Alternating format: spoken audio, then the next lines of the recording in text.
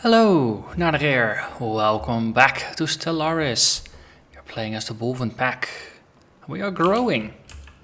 We have got our core empire. We got our first sector that's under the command of its own governor. We got the Wulven who are currently being integrated, and we have the recently conquered Conjodans who still have to come to terms with that. But after that, things are going pretty okay.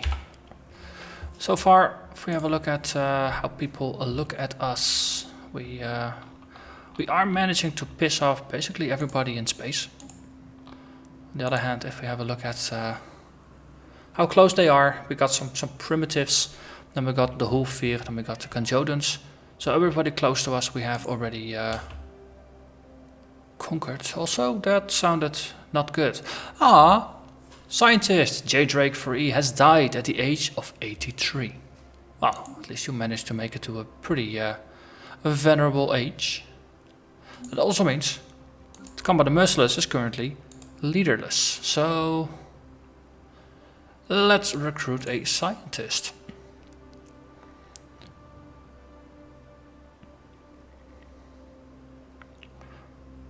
This one is gonna last longer. This one is 10 years younger. That's almost the same, and as a bonus you get some research speed expertise. Let's recruit you. And have a look if maybe one of the older ones are good, or are you actually so pretty good for researching? Are we researching industry right now? That's maybe the best way to look at it. So it's rocketry, statecraft, and particles. So that's nobody. In that case, we just grab the free scientist. Also, we need to rename you. So, Jarek Free, you died. Sorry for that. Next up, our next scientist is gonna be Nazim Mesgrani. Welcome to the Wulven Pack. You are now the chief scientist aboard our fleet.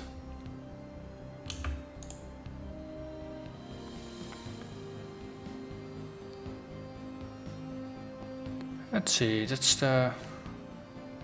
they are also wormholders. Interesting, we are surrounded by wormholders. Also, apparently our investigation of this space debris has been put on the back burner because of the loss of J. Drake. That's not good. Someone insulted us. Conjodans. Yes. They don't like us. Well, that's okay. You don't have to like us. You just have to obey us. Eventually, you will become one with us. You will join us.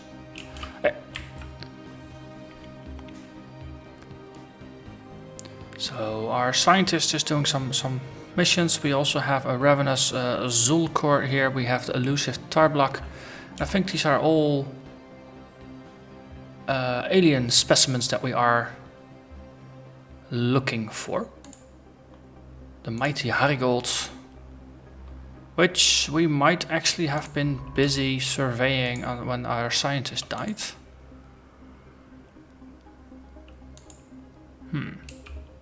Interesting. It's already queued up. Okay, and that's gonna be okay. Oh, there's hostile crystalline entities in this is in Hishima. Oh wow, nice. This is gonna be a nice fight. Let's bring in the armada. I think we need it. We're just gonna wait. I don't think if we stay here, I don't think they're gonna do much. Oh, and this is warping to Orbelus. It is done with its assignment. Okay, so we can just tell it to go back afterwards. We can only give it orders once it's out of warp. Feels a bit fiddly, but I don't know. Maybe lore-wise, it's there is no communications while in FTL. So we literally just have to wait until we leave FTL to receive new orders.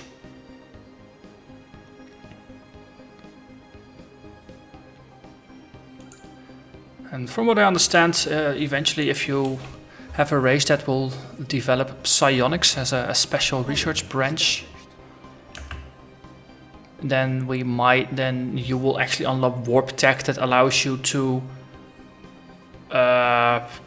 travel through an alternate dimension, which I imagine is something close to the Warhammer 40k Chaos Realm, the immaterium that you travel through.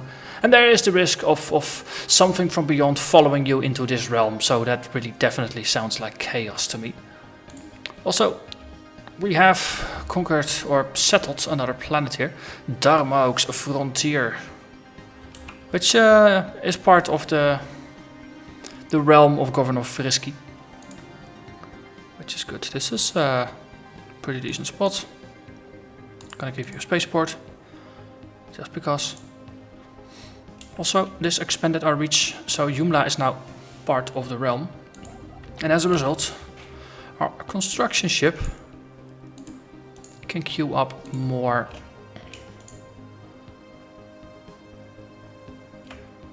Good. Hey, Centauri is also part of our area, so we can actually queue up mining research here as well. We are getting a pretty good boom here in our economy. On the other hand, we are investing heavily into setting up new sectors. We are losing some efficiency, of course, because part of it is now managed by by basically a space mayor, by the governor. So part of the material is going to stay here to improve things, to develop things, and eventually, once things have been developed, we can actually start to extract more out of it. We can only send money in, we can't actually send money out or take money out. Now let's give them some extra energy. If they need to clear tiles, then they can. Also, Darmaux, yes, we have a space base queued up, so that's going to increase our naval capacity. Also, let's keep going. And while we do that, let's build some more things on Adnor. Destroyer assembly, that sounds like pretty good. Our main base should have destroyer assembly. Also, we can upgrade to level 5 space bases. So after that, I think we have the mutual defense, or the basically extra aggressive power on a space base, which sounded like a pretty good idea. Typically, Ernest has completed building a mining station. Excellent. Also, we have a pretty darn good energy surplus. I approve of this. So we are spending influence, but we're not gaining much. So we stay neutral. Also, hostile fleets. Yeah, that's because we have arrived at our destination. And we are following the Second Armada. How far off are we? Yeah, we had to travel across all of our space. It would be nice if we had a way to reduce the cooldown for travel or things like that. I think right now there's a 10-day or 20-day delay while traveling. On the other hand, it could be worse. So we are developing this, and because we have to give part of our money away, it is probably a good idea to at least keep 4 or 5 colonies as your core, and extras you wanna assign to governors. Or maybe not. I'm not quite sure what the balance is going to be on that, so we'll discover that together. For now, let's travel at the fastest speed. Debris analyzed. Build a mining station, and we got frequency tuning, regenerative hull tissue, and a bunch of extra society research. That's a good research. Also, almost there. Unidentified empire has at least 1 military station here. Wait, what?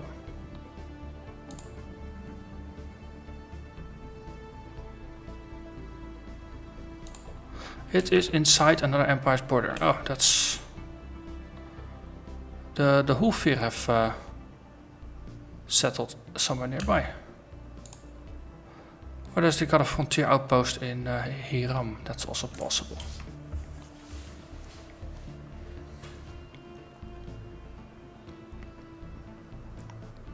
Or Iram, not Hiram.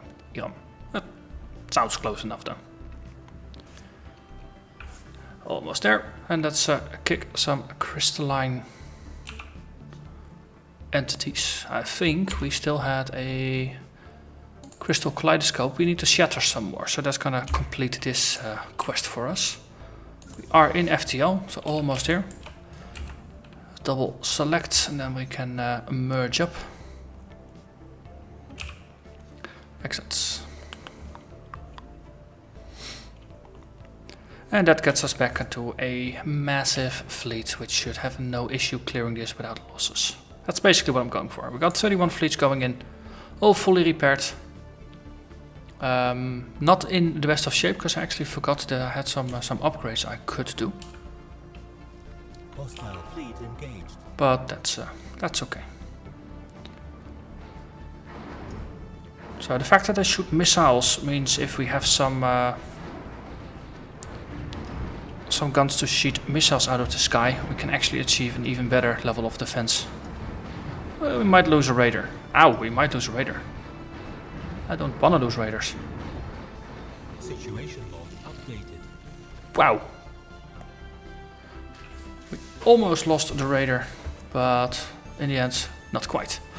The fleet of the Wulven Pack leave crushed crystal in their wake wherever they go. The crystalline entity's true nature is likely to forever remain a mystery to us. But what does it matter? Wulven forces are now exceptionally skilled at annihilating the prisms. And we have, over the course of the campaign, found ways to tune up our weaponry. Over truth, a victory. So we do 20% more damage to crystalline entities. That's pretty cool. So we are cloudbusters. And we are crystal breakers. Next up we need to be space amoeba slaughterers, but it's surprisingly difficult to obtain live samples of space amoebas. So this raider, let's see, create a new fleet.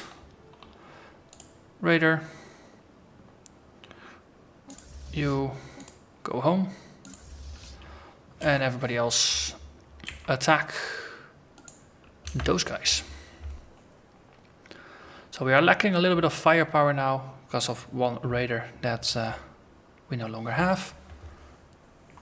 On the other hand, we have a lot of bodies, and if they choose to shoot at something that's not a raider, we might have a better chance of tanking. We need to pick a destroyer, for example, to engage first.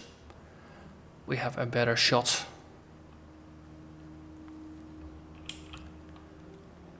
So let's tune up the speed a little bit.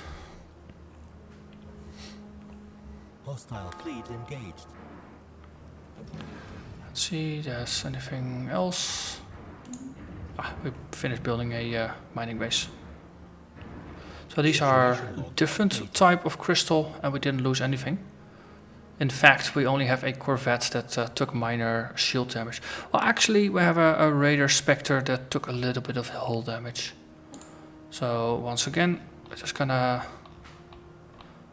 drop it out and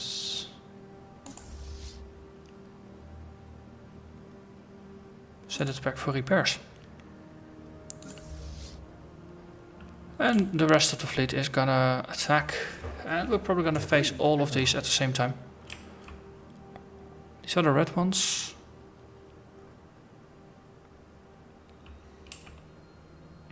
Research complete. Yeah, this is gonna be more painful. Engaged. Hostile fleet engaged. But we still outnumber them 2-1, so the losses ought to be minimal. Situation log updated. We lost one corvette. Situation log updated. We lost a single corvette. That's pretty okay. Those are acceptable losses in my book. Also, wait, what? We're done with our science already? Where are you? You're not gonna tell me you're done already. Yeah, I see. Camber. Research. Research. research, and research. So that's a large number of anomalies or of debris to analyze. Then after that we go to Baidan, and we actually we need level 3 scientist, and this one is not experienced enough yet. That's why this fails. Okay, then we're gonna send you all the way over to this neck of the woods to analyze more crystalline entities and just gain experience that way. And while you're at it, might as well survey the system. Then you might survey Olimar, survey this black hole system. This is medium, but it's not actually ours.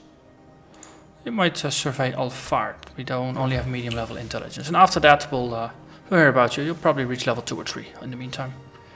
That's gonna be good. So we can resume a time. We have a research station. We fought a battle. We analyzed debris. We have new engineering research to do. So we have the mining network too, so we can get even more. Yeah, let's do that. It's very cheap. Let's do that. What did we do? We got plasma thrusters. That means better speed. Spaceport and Adnor finished its construction queue. That's good. That means we can now add synchronized defenses. I mean, this is our home base. We need to defend it. Oh, hostile fleet. That sounds promising. Oh, this way. Where is it? Where is it? Let me at him! Let me at him! Where are they?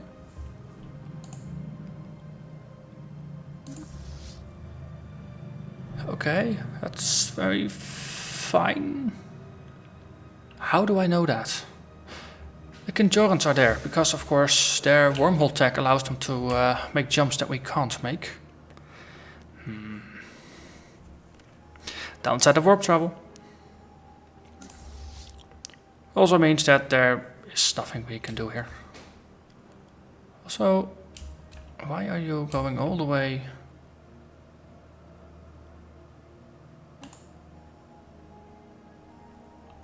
I'm gonna send you to Adenir, not all the way down there. Adnor, that's our home base. And to orbit. And then once you're there, we'll give you orders. You are in Hulfaskor.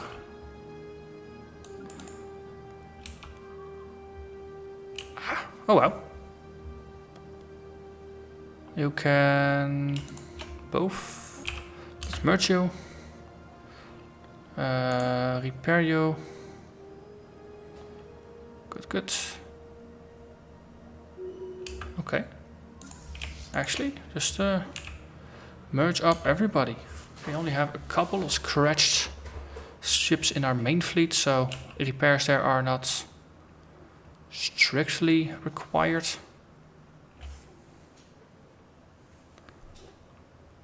So this one is following to merge, and this one is moving over to Adenir. So we got a pretty good setup there. They left their sensor range. Fully repaired.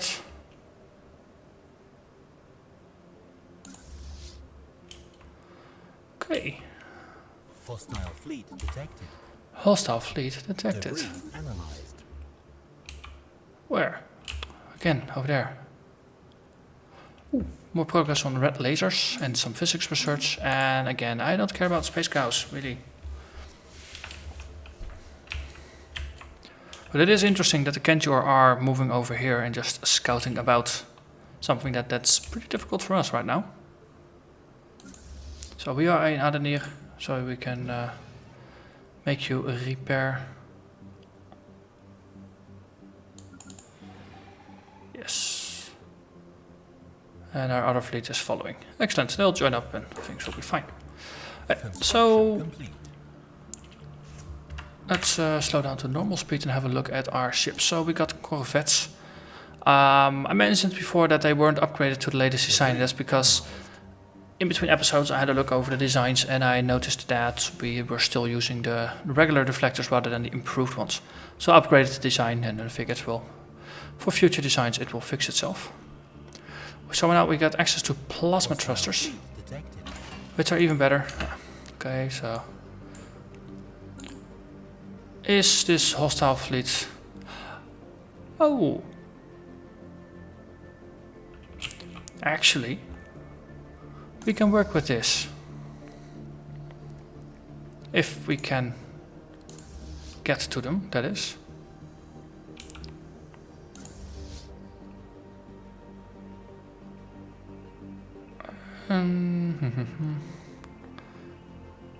Gas crazers, gas crazers. I got a feeling I should see them, but I don't.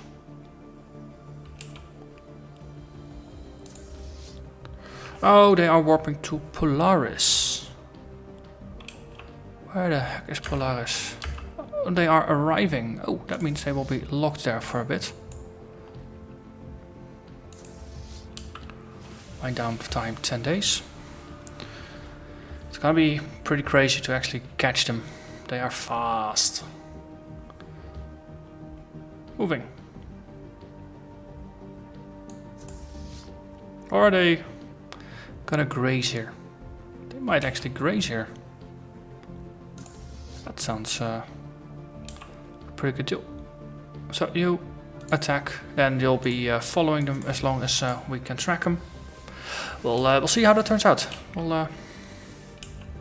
We will see indeed. So that's the grazers. We have analyzed the debris, space torpedoes, physics research and engineering research. Soval, that's where I don't care, because I can't get there. Dang it. I'm gonna pause the game and then we focus on the designs. There's just too many distractions happening right now. So plasma thrusters is what we were going for. They use more power, which is more than we can currently provide, so we'll have to work our design around that. Coil guns are still the best we can make. But I was mentioning point defenses. We could, on the corvettes, we could potentially sacrifice a single gun slot and put a point defense on it. It's gonna lower our damage output, because one of these is gonna be dedicated to torpedo or to anything rocket based countering. But until we actually encounter an opponent that heavily uses them, I think we're just gonna stay with just lots of damage output and rely on our evasion and our shields instead. Okay, so we use more power than we can sustain, or than we can provide. So, and of course, well, we want these thrusters because they make us more evasive, and as a result we take less damage. Also, increased movement speed is good. So if we downgrade these deflectors again to just the old level, we're dropping from 100 shields to 50, but it's gonna fit in our power budget again. We don't have more than 5 slots to allocate. So for now, this is gonna be it. We get some evasion and some speed, and as a result we hopefully need less shields as well. So we go with that. For our destroyers, however, because they are larger, that's an entirely different story. We have a bit more options. So in here I also did the upgrade and had to shuffle some of the power generation around. And I had 1 slot left, so put a nanocomposite armor in.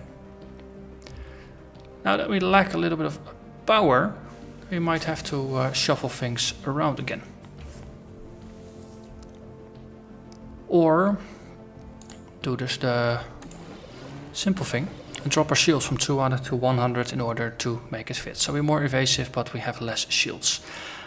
To be honest, I'm not quite sure if I like that. Could also say we drop the armor and we get ourselves some shielding or some power generation. Let's see, 20 versus 30. We only have 5 too much. So this is gonna get us 10 power too much. Well, that means we are future-proofed. That's another way of looking at it. So we dropped 1 point of armor in order to upgrade our speed, which is gonna make our more evasive and as a result take less damage. We have defense platforms. We unlocked the tech, but we never really had a look added. So these are interesting. So they have a sensor that you can put in to increase their range, and they have an aura. And by default, the design picked this one. So that's the offensive aura snare. Hostile ships will have their jump charge timer increased by 400%. So they take 5 times as long to recover from jumping. So for me that's 10 days, so that's going to be increased to 50 days. That's pretty potent. On top of that, sublight speeds are reduced by 50%, so ships are going to be moving and maneuvering a lot less. I wonder if that has any impact on evasion if you move less. I'm not sure. We'll see. Emergency FTL, it actually says FLT, but it should be FTL jump cooldown is increased by 100%. So I think usually you need to survive 10 days in battle before you can jump. So this is going to double it to 20. And this will make the defense station act as an FTL inhibitor. Incoming hostile fleets will be forcefully redirected to this station. So if you jump into a system that has one of these defensive bases, you're gonna land on top of it, whether you want to or not. And as a result, you will have to fight it. I think this is probably gonna be very, very strong in the mid to late game once you actually have the resources to build these things. Because they cost 255, and early on, you just don't have the money to spare. You can spend it better on just developing your worlds. So, alternatively, you can put proximity mines in, which is a minefield that has a 20% chance to deal damage each day to a ship, which is also pretty cool. I wonder if at some point you get larger stations that you can give to, because FTL inhibitor with mines sounds pretty delicious.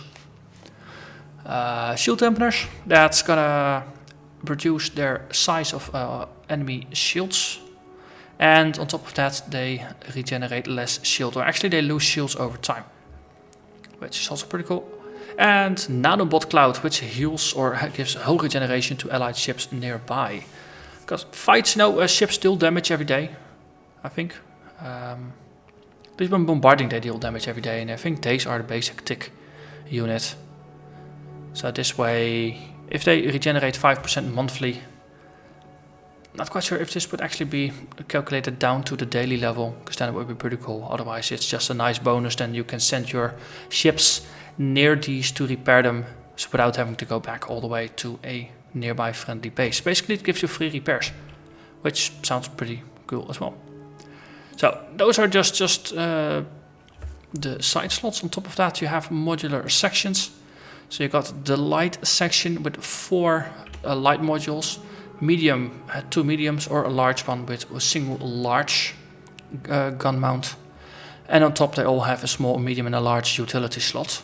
Alternatively you can go for a hangar if you have that unlocked, and then you actually get a hangar section where you can also get utility slots. I don't think I actually have anything. Ooh, I've got scout wings. I didn't realize I had strikecraft. So this gives you little ships that can fly out and attack enemies and do some damage. These things have 7 hull points, so they get hit once, they're toast. But you get 4 of them. But no, if you go with light, then you can just put a bunch of the coil guns in, maybe assign a mass driver to like one section, or maybe you can say, well, it's fine with those light guns, but if bigger stuff comes in, I want to be prepared. You can put a massive coil gun in, and then have maybe like a single sentinel point defense on the other side. So you can shoot some missiles out of the air, but you can also just blast the large ships at longer range. And down here you've got a large, so you can put a shield in. It uses a massive amount of power, but it also provides you with a lot of shielding. So let's see if we can do that. Just put in shields in the large, and then fusion reactors in the other slots, and it almost works. Is this because this uses more power? So if you put coil gun in, it actually... No. Okay, so if you downgrade one of these to a mass driver, It works, cool. Then we put a coil gun there. Or a point defense over here. So we have 1 point defense, we have 1 tier 1 gun. Actually, I thought these were all tier 2 guns, but they're just tier 1s. Okay, so that maybe we have to rearrange this a little bit. So, what if we go for a medium shields and then get ourselves a large power generator? That's almost there. That takes us almost there. That's a difference of 10.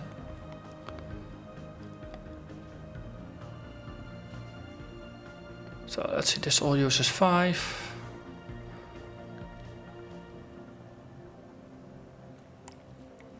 So we might have to sacrifice this medium shield to the power gods. And then take...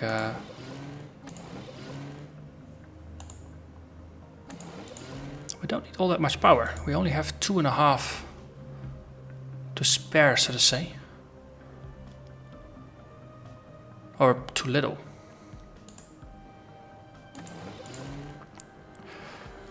Okay. That also means we could just downgrade a single one and get ourselves some nano composites. That might be a better one. So put a mass driver on there, coil guns, point defense, and a massive gun. So if there's really big ships, we can hit them and do pretty good damage to them.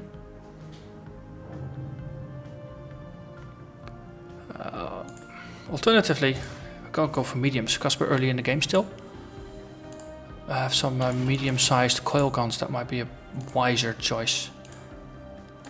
Yes, downside of thinking out loud, you will change your mind. It happens.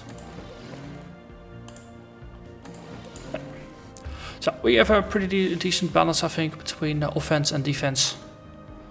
And we have multiple guns, so larger armadas we can do more shots and on average hit better. So let's save this design. And we're pretty good, and all our offensive things or all our warships have been updated. Which actually doesn't matter because we are hunting for space cows. So we're getting pretty far into the episode. So we're gonna finish the hunt for the space cows at a double fast speed. Debris analyzed. Also new contacts. Let's see, who are they? I speak on behalf of the Wulven centralized dominions, and I bring you greetings. Our great leader, Empress Sinkava, is very pleased to have made contact with your unique species. We look forward towards an exchange of culture and ideas. As always, we fight for a right to exist, Wulven. So what are you? The Wulven centralized dominion. They are pretty far away. They don't instantly hate us. Ah, they're xenophiles. That's why. That explains why they think we are unique. They don't really like our slavery and purge policies, but because they really like aliens, they are willing to overlook that. We are equivalent in power. So superior tech, but a smaller navy. Okay, cool. Fanatic spiritualist xenophiles. And they are located in the Galactic South. Boop. So I'm starting to spot a trend where there's empires that can actually jump between arms that have some navigational bonus. But well, that's not an issue for now. We analyzed the debris but didn't get anything. Zeppadrogan Syndicate vassalized the suffix quest, I believe. The Zeppadrogan and the suffix quest, they used to be there and now they are gonna be swallowed whole.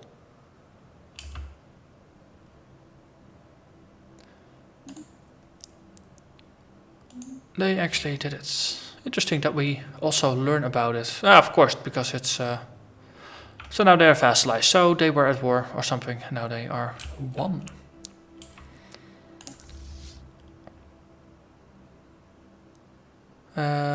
Space cows. Next to our mining stations, of course, because they are huffing a gas. And we are nearby. Well, they're scared. No, no, no, no, no, no, no, no, no. We have a fast leader. This is why speed is good. It's almost the same as greed. That's also supposed to be good. Was it? No, speed. Speed was good. And they went to the Orbitalis. Well, we can follow them in warp. And they got the warp cooldown, so we should land on top of them. That's gonna be pretty good. I'm very positive about that. Let's keep hunting the cows. Oh yeah. Say moo. Also, there's something interesting here. We have more space Pokemon. Yes! Did we land on top of them and just insta-vanquish them?